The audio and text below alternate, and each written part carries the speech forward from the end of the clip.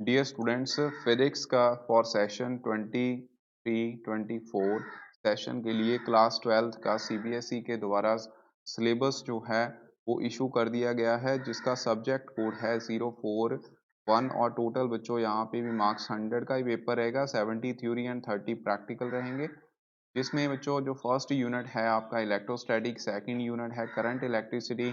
ये टोटल बच्चों 16 मार्क्स इसमें से कवर होंगे। उसके बाद थर्ड चैप्टर जो है, third unit magnetic effect of current and magnetism, साथ में electromagnetic induction and alternating current. ये टोटल बच्चों आपके 17 मार्क्स यहाँ से कवर होंगे। नंबर ऑफ पीरियड्स जो है वो चैप्टर वाइज आपको साथ में ही मेंशन है।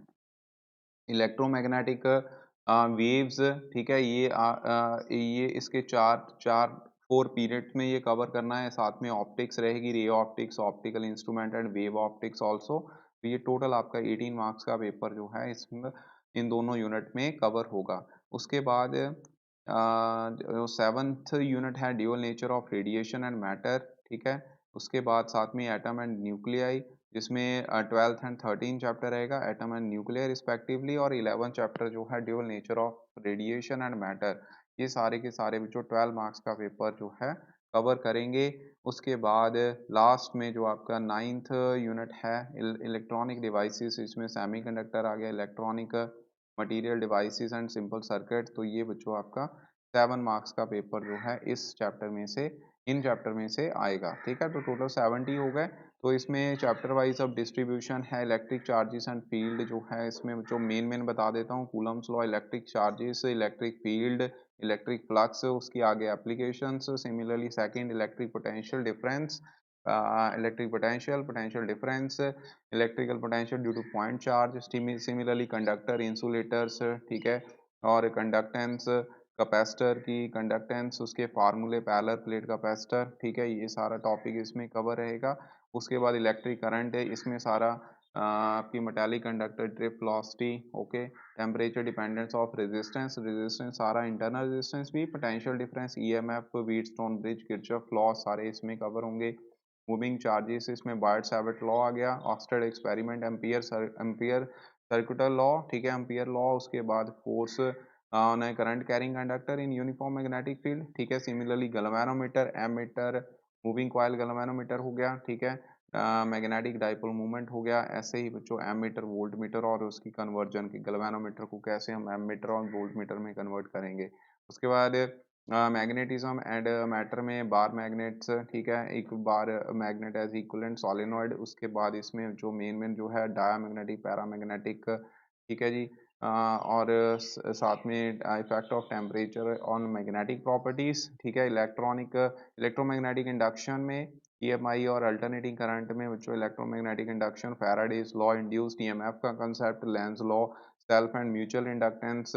उसके बाद अल्टरनेटिंग में peak value, RMS value of AC voltage, resistance and impedance, LCR circuit, phasor only इसमें आएंगे, resonance, power of AC, power in AC circuit, power factor, wattless current, AC generator and transformer, okay.